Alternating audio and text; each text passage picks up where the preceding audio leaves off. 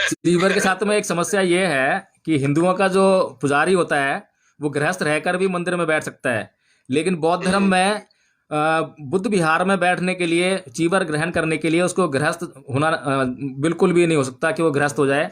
उसकी पत्नी हो, उसके बच्चे हों, वो एक पूरी तरह से फुल टाइम मिशनरी आदमी होता है। वो उसका जो पूरा जीवन होता है वो इस धम्म के कार्य के लिए समर्पित होता है। ये बहुत बड़ा अंतर है। मंत्री जी, हमने कई देशों में सुना है कि कई देशों में युद्ध की स्थिति में हर परिवार से एक व्यक्ति को जाना पड़ता है। अब युद्ध के लिए तो हम एक परिवार से एक व्यक्ति को दे देते हैं, जो कि युद्ध जो है विनाश का प्रतीक है, विनाश लाने वाला है। लेकिन जब सद्धम्म की स्थापना की बात होती है तब हम ये संकल्प नहीं ले पाते हैं कि हम हर एक परिवार से एक बच्चा या एक व्यक्ति को जो है वहां पर लगाएं, उसको भिक्षु बनाएं।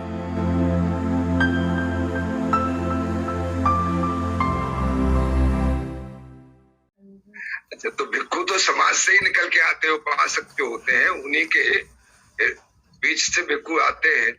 तो क्या इसके लिए उपासकों का कोई कसूर नहीं है? और बहुत से ऐसे भिक्षु हैं जो जैसे सारनाथ में भिक्षु है, आपके कुशीनगर में भिक्षु है, तो सबको क्या हमें कंडम कर देना चाहिए?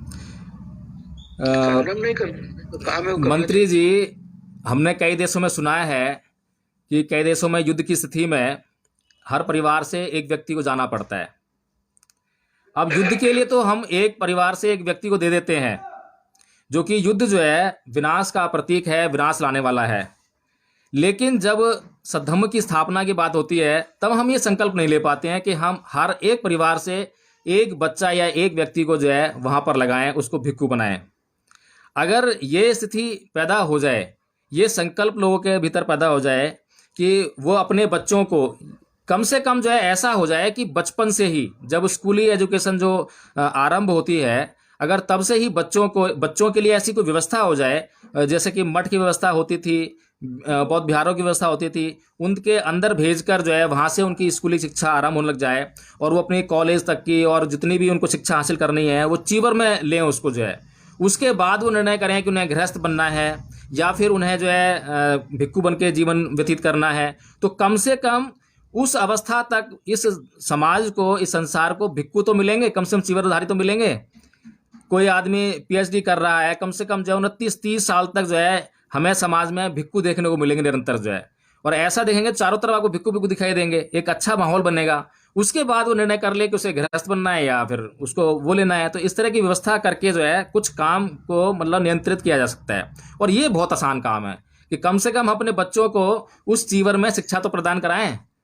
अगर ऐसा होता है तो बच्चे हमारे अनुशासित होंगे, संयमित होंगे और किसी भी जो परेशानियां, बुराइयां हम देखते हैं समाज में, कम से कम उनसे बच पाएंगे वो।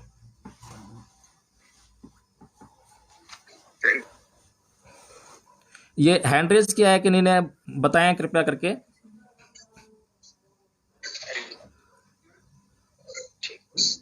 हैंड रेज किसका है ये? प्रकाश जी। जी जय भीम, नमो बुद्धाय।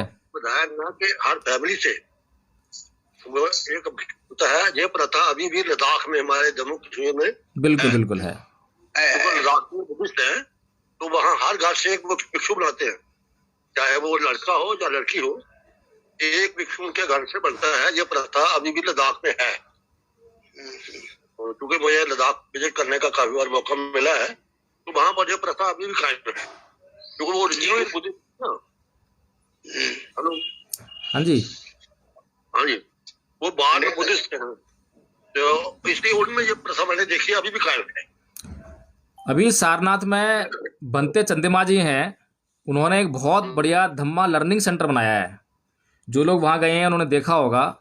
और अगर वैसी व्यवस्था बन जाए, वैसे सेंटर बन जाएं, तो मैं ये समझता हूँ कि ऐसे सेंटर से जो है हमारे बच्चों को फिर ये जो स्कूल कॉलेज जो खुले हुए हैं जिनमें ब्राह्मणी शिक्षा दी जाती है उससे बच जाएंगे और फिर धार्मिक शिक्षा लेकर अपना जीवन आगे बढ़ाएंगे। और वो जो धम्मा लर्निंग सेंटर है, जितने वहाँ पर छोटे से लेकर बड़े भिक्षु तक हैं वहाँ पे, और वो सारे जो हैं अपने वही स्कूल की एजुकेशन लेते हैं, वैसे सामान्य स्कूलों में जाते हैं, चीवर में जाते हैं, कॉलेज में भी जाते हैं, अपनी पूरी शिक्षा को वहाँ से प्राप्त करते हैं और उसके बाद जो निर्णय करते हैं कि उन्हें गृहस्थ बनना है या भिक्षु बने रहना है।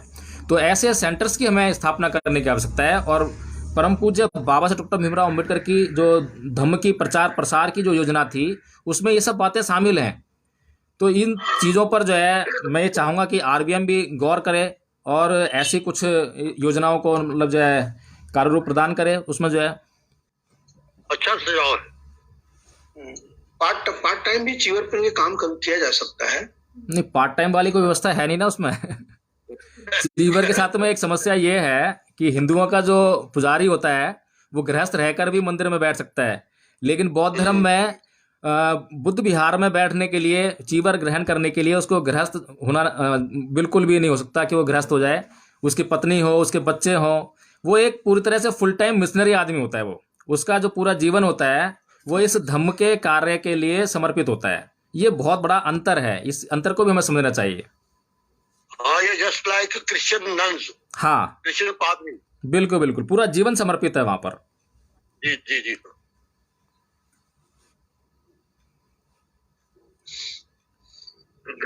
जी अध्यक्ष जी, आगे की कार्रवाई बढ़ाएं आज।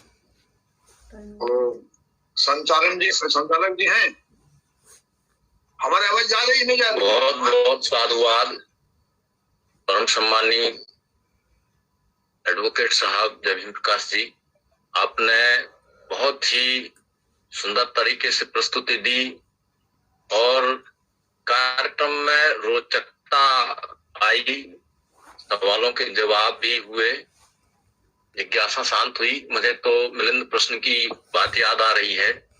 ये मिलिंद प्रश्न जैसे है, क्योंकि मिलिंद प्रश्न पढ़कर ही हम अपनी जिज्ञासाओं को शांत करते हैं और ये लाइव जिज्ञासाएं शांत हुई। ये एक रोचक विषय है।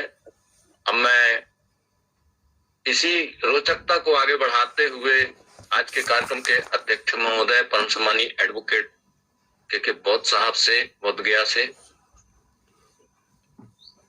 आपसे अनुरोध करता हूं कि आज का अध्यक्षीय उद्बोधन देते हुए और बुद्ध की शाम के लिए भी जरूर याद दिलाएंगे आप। तो स्वागत है सर। आवाज आ रही है ना?